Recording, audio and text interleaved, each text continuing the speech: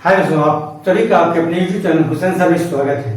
आज हम क्वेश्चनों का एक सेट लेकर प्रस्तुत हुए हैं जो कि परीक्षा की दृष्टि से बहुत ही इंपॉर्टेंट है आपका। ठीक है, स्पेशली अगर बात की जाए तो ये लेखपाल और ग्रुप डी के लिए इंपॉर्टेंट है आपके, तो प्लीज वीडियो तक लास्ट तक बने रहिएगा। इससे आप इससे ज्यादा आप इसका लाभ प्राप्त कर सकते हैं। ठीक है, आइए टॉपिक पे आते हैं हम, है ना। इसमें दिया है 13 का power x equal to 4 power 4 minus 3 power 4 minus 6 समीकरण में x का मान क्या होगा। यानी यहाँ पे इस x की वैल्यू आपसे पूछ रहा है। ठीक है, तो हम क्या करेंगे, इस पूरे को हम लेंगे और लेकर के इसको हम लोग हल करते हैं। ठीक है, इसमें क्या करेंगे, तो 13 पावर x दिया हुआ है, इसको देखेंगे, इसको पहले हम लोग हल करेंगे। इसको लिखेंगे 30 का पावर कड़ी में x root x equal to 4 का पावर 4 इक्वल टू होता है 4 इंटू 4 इंटू 4 टाइम्स हो जाएगा। तो 4 इंटू 4 में 16 हो जाएगा और 16 इंटू 16 इक्वल हो जाता है 256 माइनस करिएगा 3 का power 4 equal to 3 into 3 into 3 into 3 4 times, तो 3 इंटू 3 इक्वल टू 9 हो जाएगा और 9 इंटू 9 इक्वल टू 81 हो जाएगा। यहाँ माइनस 6 हो जाएगा। यहाँ पे देखेंगे ये प्लस है, ये दोनों माइनस है, ये दोनों आपस में जुड़ जाएगा। तो हम लिख सकते हैं 256 माइनस 6 1 7 और यहाँ पे क्या हो जाएगा आपका 8 हो जाएगा। अब इसमें से इसको घटा देंगे हम लोग, तो देखेंगे 16 में से 7 जाएगा तो कितना हो जाएगा, 16 में से आपका जाएगा तो 9 7 16 होता है, 9 हो जाएगा यहाँ पे। ठीक है, और यहाँ पे देखेंगे आप तो हो जाएगा आपका 14 में से 8 जाएगा, ये 6 हो जाएगा और यहाँ पे 1 बचेगा, 169 बचता है, 169 बचता है और ये हो जाएगा 3 पावर x। इसको हम लोग लिख सकते हैं। ठीक है, इसको लिख सकते हैं हम लोग 13 का पावर 2, 13 इंटू 30 इक्वल टू होता है 169। इस प्रकार आप देखेंगे एक घातांक से 20 बराबर हो जाता है तो पावर आपस में बराबर हो जाएगा। तो हम कह सकते हैं कर्ण में x बराबर 2। यहाँ पूछा है कि x का वैल्यू क्या होगा, तो यहाँ पे कर्ण में x बराबर 2 देख रहा है। हम क्या करेंगे, दोनों पक्षों का स्क्वायर कर देंगे, दोनों साइड का स्क्वायर कर देंगे। जब स्क्वायर करेंगे तो यहाँ से रूट हट जाता है, ये हो जाएगा x और इसका स्क्वायर हो जाएगा 2 इंटू 2 इक्वल हो जाता है आपका 4। इस प्रकार हम कह सकते हैं कि x का वैल्यू हो जाएगा आपका 4। इस प्रकार आंसर हो जाएगा आपका B। ठीक है, आई होप आपको ये कॉन्सेप्ट समझ में आया होगा। आइए अगला क्वेश्चन देखते हैं हम लोग।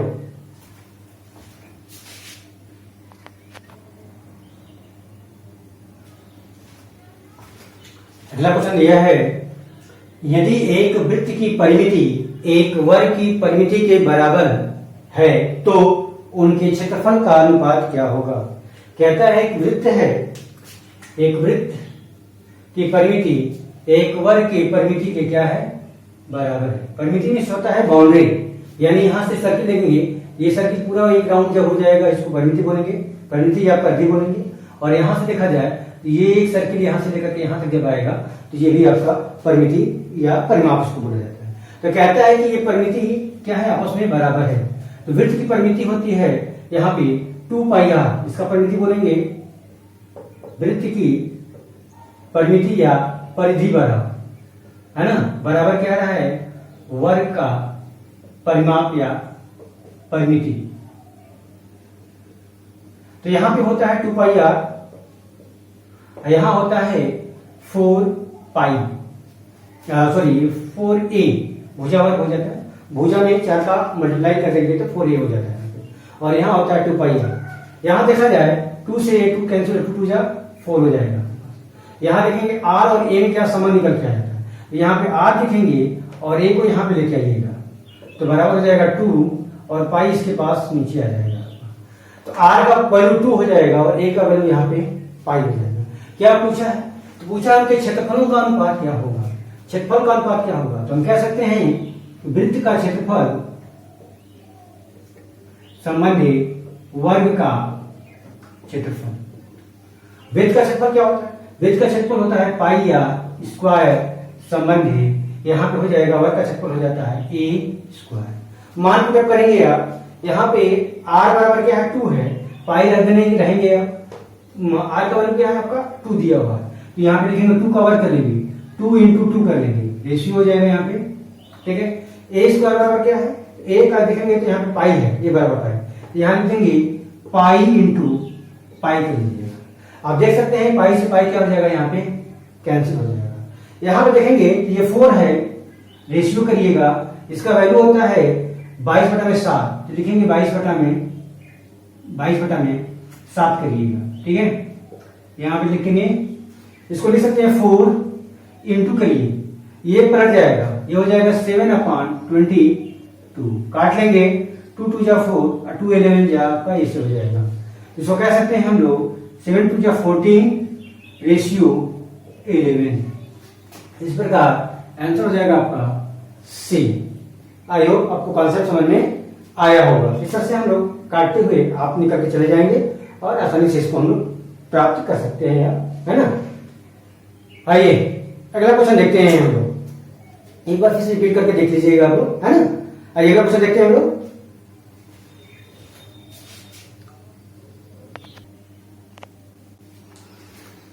अगला क्वेश्चन दिया हुआ है आपका, यहां पे देखेंगे एक चक्रीय चतुर्भुज एबीसीडी में कोण ए बराबर 80 अंश, तो कोण सी का मान क्या होगा, इसका मान आपसे पूछ रहा है, ठीक है। तो यहाँ पे देखेंगे चक्रीय चतुर्भुज किसे कहते हैं, एक वृत्त के अंदर 4 पॉइंट लीजिए और चारों पॉइंटों को आपस में मिलाने वाली रेखा को मिलाएंगे, एक चतुर्भुज का निर्माण होता है। वह चतुर्भुज क्या होगा, है ना, तो चक्रीय चतुर्भुज कहलाता है। तो चक्रीय चतुर्भुज में क्या होता है, उसके आमने सामने को जो कोण होता है उनका योग बराबर होता है 180 अंश। यानी जैसे यहाँ पे कहा जाए, यहाँ पे एक कोण यहाँ पे ले लिया, जैसे सर्किल ले लिया हम लोगों ने, कोई सर्किल ले लिया, सर्किल कहीं पे कोई पॉइंट लीजिए आप, ऐसे पॉइंट कहीं भी ले सकते हैं। कोई पॉइंट लेने के बाद इसको अगर आपस में आप मिला दीजिएगा इस तरह से, है ना, तो ये आपका क्या कहलाएगा, आपका चक्रीय चतुर्भुज कहलाएगा। इसका नामकरण कर देंगे आप ए बी सी और डी, है ना। तो इसमें कहीं पर लेंगे तो इसके जो इस वाले कोण और इन दोनों कोणों का योग बराबर क्या होता है, 180 अंश होगा। बी और डी का कोण का बराबर क्या हो जाएगा, 180 अंश हो जाएगा। तो हम कह सकते हैं कोण ए प्लस कोण सी बराबर 180 अंश, कोण बी प्लस कोण डी बराबर भी 180 अंश, ठीक है। तो ए का मान यहाँ पे दिया हुआ है, इस वाले को ले लेंगे आप, ए बराबर दिया है आपका 80 डिग्री दिया हुआ है, प्लस करिए कोण सी बराबर 180। इस प्रकार हम कह सकते हैं कोण सी बराबर 180 में से 80 उधर जाएगा तो घट जाएगा, तो हम कह सकते हैं कि 100 डिग्री होगा। इस प्रकार आंसर हो जाएगा आपका सी। आई होप आप लोग को ये कॉन्सेप्ट समझ में आया होगा, ठीक है। आइए अगला क्वेश्चन देखते हैं हम लोग।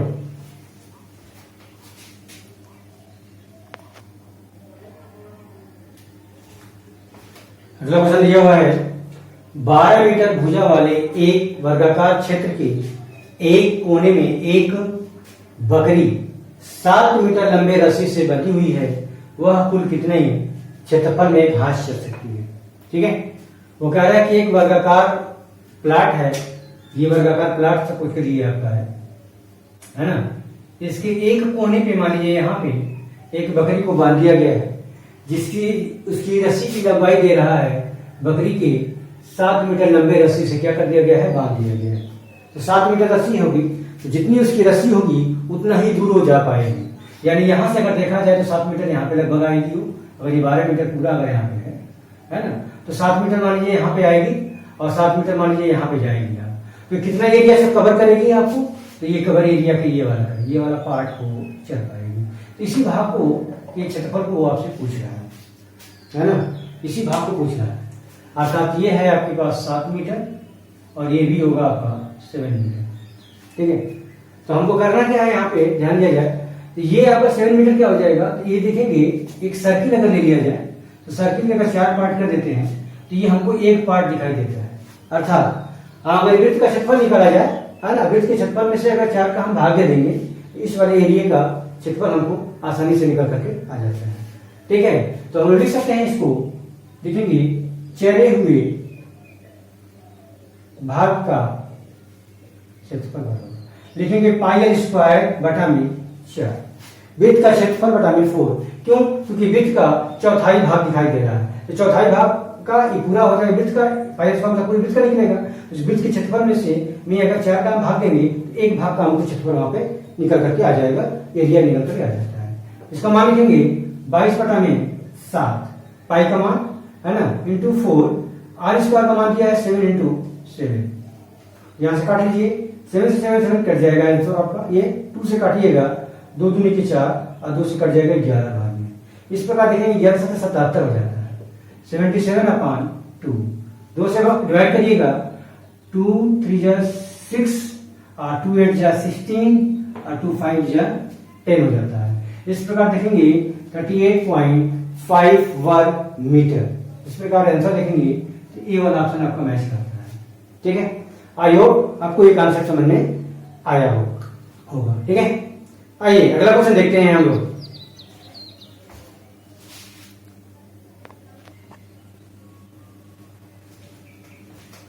अगला क्वेश्चन दिया हुआ है, एक शंकु और एक बेलन की ऊंचाइयां 4 संबंधी 4:5 के अनुपात में है और उनके व्यास 3:2 के अनुपात में है, उनके आयतनों का अनुपात क्या है? उनके आयतनों का अनुपात क्या है, ये आपसे पूछ रहा है। क्या दिया है? शंकु और बेलन की ऊंचाइयों का अनुपात दिया है। शंकु किसे कहेंगे? तो ये होता है हमारे पास शंकु। बेलन की बात कर रहा है तो ये हो जाएगा हमारे पास बेलन। ऊंचाई की बात कर रहा है तो यहाँ पे ऊंचाई बराबर दे रहा है, ये और ऊंचाई आपका ये हो जाता है। 4:5 दिया, यानी कि ये अगर 4 है तो ये है आपके पास 5, और उनके व्यासों का अनुपात 3:2 दिया है। व्यास यानी कि ये यहां से लेकर के यहां तक 3 दे रहा है ना, तो ये r बराबर क्या हो जाएगा? तो 3/2 हो जाता है। और यहाँ पे r बराबर क्या हो जाएगा? तो r बराबर हो जाएगा 2/2 = 1, क्योंकि ये पूरा यहां से लेकर के आप देखेंगे 2 जो है कहां से कहां तक, तो यहां से लेकर यहां तक। ठीक है, अब कहता है इनकी आयतनों का अनुपात क्या होगा? हमको क्या चाहिए? आयतनों का अनुपात। डायरेक्ट हम फार्मूला लिखेंगे। यहाँ पे शंकु का आयतन का फार्मूला क्या होता है? शंकु का आयतन यानी बेलन की आयतन का 1/3। बेलन के आयतन में अगर 3 का भाग दे देते हैं हम लोग तो शंकु का आयतन निकल करके आता है। तो यहाँ पे शंकु का आयतन होगा πr²h/t। रेशियो पूछा है, अनुपात पूछा है, डायरेक्ट अनुपात लिखेंगे आप। यहाँ पे क्या रहा है? πr²h, यही होता है। यहाँ पे r अलग होता है, h अलग है। पाई तो पाई सेम ही है, तो पाई से पाई हम कैंसिल कर सकते हैं। r की वैल्यू क्या है यहाँ पे? तो r देखिए 3 × 3/2 है यहाँ पे, इसको लिख सकते हैं हम लोग 3/2 × 3/2, r² है ना, और नीचे क्या होगा? 3 हो जाएगा। और h की वैल्यू क्या है? h की वैल्यू है आपके पास 4 है। देख सकते हैं r क्या है? ये वाला पार्ट है, h ये है, और 3 आपका ये वाला है। यहां से देखेंगे आप r² क्या है? r 1 है, लिखेंगे 1 × 1। h क्या है? h है आपके पास 5 है। आप काटना चाहे काट सकते हैं। देखें 2 2 जा 4 हो जाएगा, 4 से 4 कैंसिल हो जाएगा, और 3 से देखें 3 कैंसिल हो जाएगा। आप इधर देखेंगे कि जब से 3 बचता है तो 3 लिखेंगे 3 रेशियो, यहाँ 5 का 1 में मल्टीप्लाई हो जाएगा तो आपका हो जाएगा 5। तो हम कह सकते हैं 3:5 आपका होगा। इनके आयतनों का अनुपात क्या हो जाएगा? 3:5। ऑप्शन सी आपका होगा। आई होप आपको ये कॉन्सेप्ट समझ में आया होगा। आइए अगला क्वेश्चन देखते हैं हम लोग।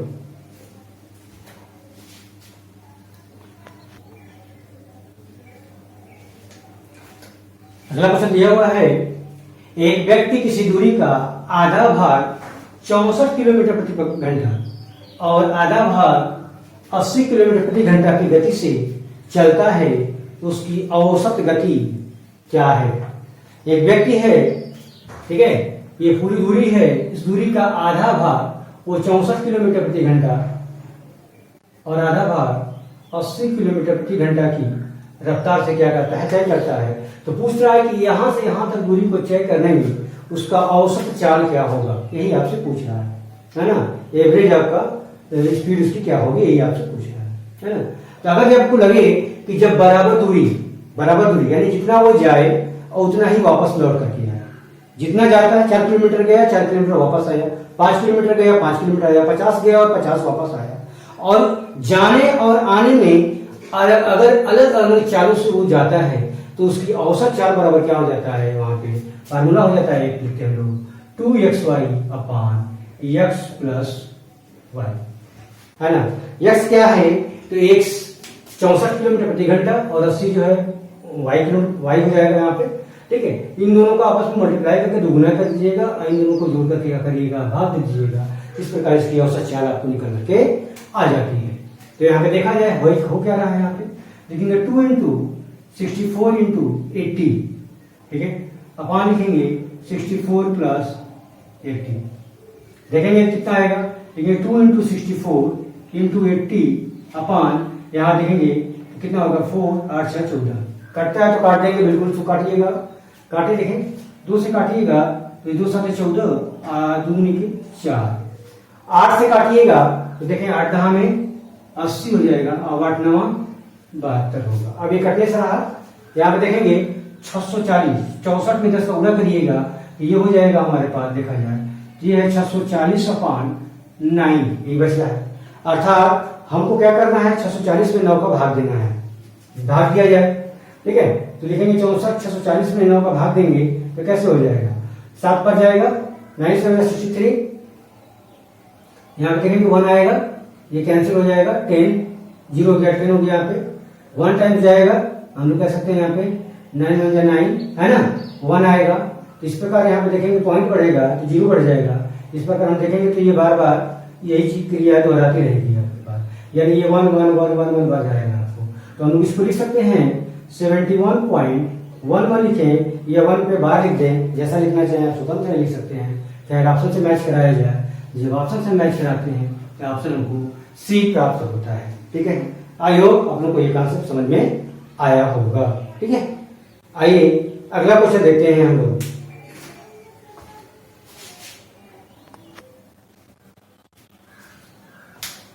ये अगला क्वेश्चन दिया हुआ है, एक वृत्त के केंद्र से 3 सेंटीमीटर की दूरी पर एक 8 सेंटीमीटर लंबा चापकर्ण खींचा गया है, वृत्त की त्रिज्या क्या है, ठीक है। अर्थात ये कह रहा है एक वृत्त है, ये वृत्त है हमारे पास, इसका सेंटर है यहाँ पे, ये सेंटर है मान लीजिए, इस सेंटर से 3 सेंटीमीटर की दूरी पे, किधर ले जाइए आप तो 3 सेंटीमीटर की दूरी पे, मान लीजिए आपका 3 सेंटीमीटर हो गया, ठीक है। 3 सेंटीमीटर की दूरी पे क्या है, 8 सेंटीमीटर लंबा एक लंबा चापकर्ण खींचा गया है, यानी यहाँ पे ये जो खींचा गया है इसकी लंबाई दे रहा है यहां से यहां तक, है ना, ये 8 सेंटीमीटर आपको दे रहा है, ठीक है। ये 8 सेंटीमीटर है और ये 3 सेंटीमीटर की केंद्र से इसकी दूरी जो है 3 सेंटीमीटर दिया हुआ है, और आपसे पूछ रहा है कि वृत्त की त्रिज्या क्या है, वृत्त की त्रिज्या क्या है। तो त्रिज्या देखा जाए, त्रिज्या किसे कहते हैं, तो केंद्र से परिधि के बीच की दूरी को हम लोग क्या बोलते हैं, त्रिज्या बोलते हैं, रेडियस बोलते हैं हम लोग। वृत्त का सेंटर आपका ये है और ये आपका परिधि है आपके पास, है ना, इसके बीच की दूरी अगर देखा जाए तो कहीं से भी, यहां से भी ले सकते हैं, यहां से ले सकते हैं, यहां से किसी भी पॉइंट से लेंगे उसका जो है रेडियस वही आता है। तो हम लोग देखेंगे एक पॉइंट हमको यहाँ मिलता है, इस पॉइंट को इस पॉइंट से हम मिला देंगे, और जब इस पॉइंट से हम लोग ऐसे मिलाएंगे तो ये हमारा क्या हो जाता है, रेडियस हो जाएगा। इसका नाम अगर रख दिया जाए, यहाँ पे ओ लिख देंगे, इसको ए लिखेंगे और इसको बी लिख देंगे और मान लीजिए यहाँ पे टी कर देते हैं। तो यहाँ पे हमसे ओ ए बराबर पूछ रहा है कि ओ ए बराबर क्या होगा, तो हमको दिखाई यहाँ पे ये दिखता है, ध्यान दीजिएगा, हमको ये दिख रहा है, क्या है ये, तो देखेंगे ये है आपके पास 3 सेंटीमीटर, ये आपसे पूछ रहा है और ये हमको मालूम है। मालूम कैसे है, तो हम कहते हैं कि वृत्त से ये क्या, ए बी क्या है, तो ए बी आपका यहाँ पे जीवा कहा जाता है। ए बी को क्या कहेंगे हम लोग, वृत्त के परिधि पे कहीं पे 2 पॉइंट मिली लीजिए और उन पॉइंटों को आपस में जब मिलाते हैं तो वो क्या करती है, वो रेखा जो है वृत्त को 2 वृत्त खंडों में विभक्त कर देती है। दो वृत्त खंडों में विभक्त रेखा करती है वो क्या कहलाती है, वो वृत्त की जीवा कहलाती है। और वृत्त की सबसे बड़ी जीवा क्या होती है, तो वृत्त की सबसे बड़ी जीवा वही होती है जो उसको 2 बराबर भागों में बांट देती है। अर्थात 2 बराबर भागों में बांटने वाली जीवा का नाम होता है वृत्त का व्यास। वृत्त का व्यास उसको 2 भागों में क्या करता है, डिवाइड कर देता है ना। वृत्त की सबसे बड़ी जीवा क्या हो जाती है, वृत्त का व्यास होता है। एक वृत्त के अंतर्गत कितनी जीवाएं खींची जा सकती है, तो वृत्त के अंतर्गत हम लोग अनंत जीवाएं खींच सकते हैं, इनफाइनाइट आपकी जीवाएं यहाँ पे खींच सकते हैं, है ना। तो यहाँ पे ए भी क्या है, वृत्त की जीवा है। तो कहा जाता है कि सेंटर से, केंद्र से वृत्त पे के जीवा पे डाला गया लंब उसको 2 बराबर भागों में क्या करता है, विभक्त करता है। क्योंकि ये कह रहा है कि यहां से 3 सेंटीमीटर की दूरी पे है, 3 सेंटीमीटर दूरी की बात करेंगे तो ये इस पे क्या हो जाता है, ये लंब हो जाता है, अर्थात ये 90 डिग्री हो जाता है। है ना। दूरी तो ये भी है, दूरी तो ये भी है, लेकिन एग्जैक्ट की बात करेंगे, एग्जैक्ट 3 सेंटीमीटर दूरी की सबसे न्यूनतम दूरी अगर बात की जाए तो न्यूनतम दूरी आपकी यही है, 3 सेंटीमीटर आपकी यहाँ से आती है। ठीक है, तो ये 3 सेंटीमीटर आपको हो जाएगा, तो इस पर लंब डालेंगे आप तो ये लंब हो जाता है, और ये हो जाएगा आधा हो जाएगा। तो 8 का आधा करेंगे तो क्या निकल के आएगा, 4 हो जाएगा। 8 में 2 का भाग देंगे तो 4 आ जाएगा। इस प्रकार इस रेखा का, इस कर्ण का मान आप आसानी से ज्ञात कर सकते हैं। तो ओ ए बराबर क्या हो जाएगा, ओ ए बराबर क्या होगा, तो हम जानते हैं ओ डी स्क्वायर प्लस आपका ओ ए स्क्वायर, देख सकते हैं कर्ण में O D square plus Pythagoras है ए डी वर्ग, देख सकते हैं आप। तो इस प्रकार होगा 3 का वर्ग प्लस 4 का वर्ग। यहाँ पे देखें 3 का वर्ग 9, 4 का वर्ग हो जाएगा 16, जोड़िएगा तो कड़ी में 25 आएगा, और 25 का वर्गमूल हो जाता है आपका 5। इस प्रकार हम कह सकते हैं वृत्त की त्रिज्या क्या हो जाएगी, 5 हो जाएगी। आर बराबर यहाँ पे 5 सेंटीमीटर आपका होगा। आई होप आपको ये कॉन्सेप्ट समझ में आया होगा। आइए अगला क्वेश्चन देखते हैं हम।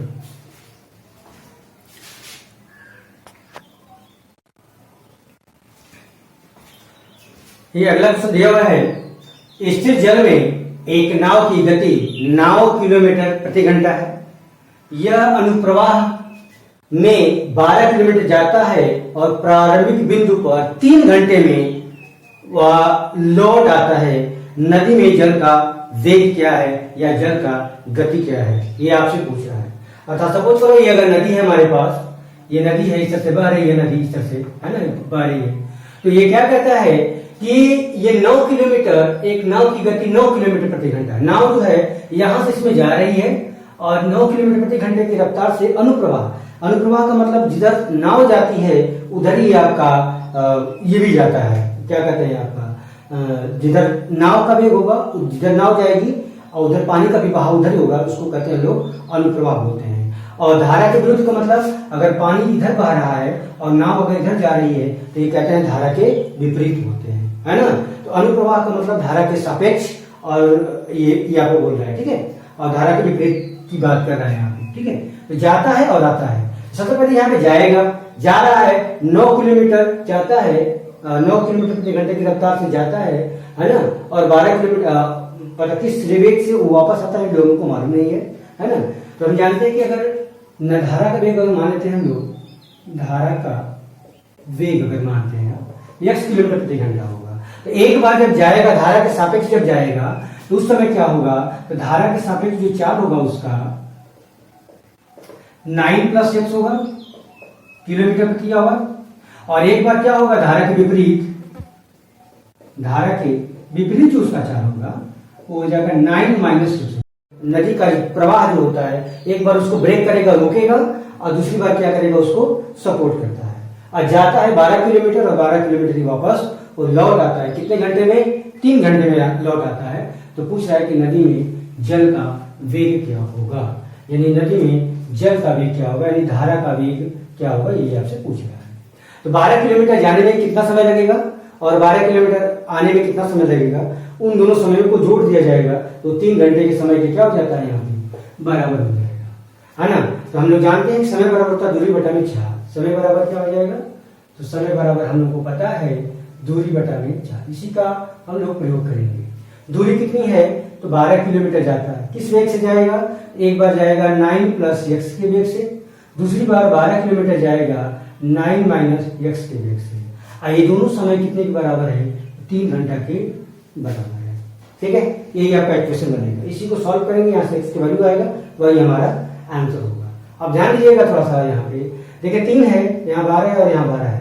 हम क्या करेंगे, 3 का उस पूरे समीकरण में भाग दे देंगे, है ना, कट रहा है तो काट देंगे, 3 × 1 = 3, 3 × 4 = 12 और 3 × 4 = 12। इस प्रकार यहाँ पढ़ेंगे 4 बटा में 9 + x, यहाँ पढ़ेंगे 4 बटा में 9 - x। इस प्रकार यहाँ पे देखेंगे, इसका हम लोग अगर लघुत्तम दिया जाए, इस तीनों का लघुत्तम लेंगे हम लोग, तो हो जाएगा 9 + x, यहाँ होगा 9 - x हो जाएगा, ठीक है।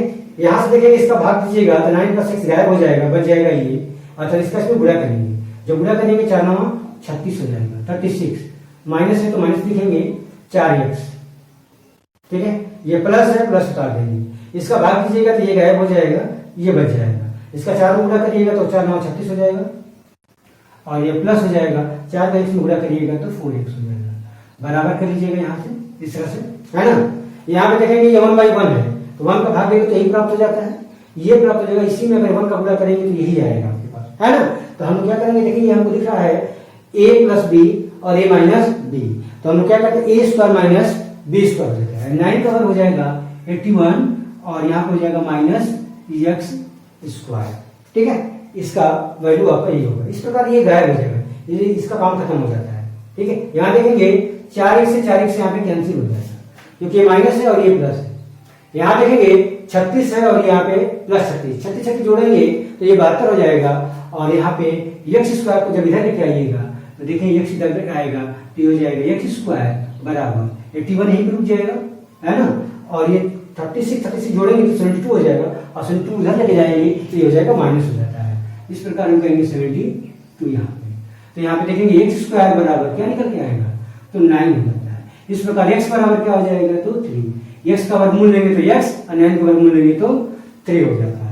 तो हम कह सकते हैं कि धारा का वेग क्या है आपका पास, धारा का वेग होगा 3 किलोमीटर प्रति घंटा, अर्थात आंसर होगा आपका ए वाला ऑप्शन आपका सही होता है। आई होप आपको ये कॉन्सेप्ट समझ में आया होगा। अगर आया होगा तो प्लीज वीडियो को लाइक शेयर एंड सब्सक्राइब करिएगा, ठीक है। और इस पूरे वीडियो देखने के लिए आपका बहुत बहुत धन्यवाद। जय हिंद।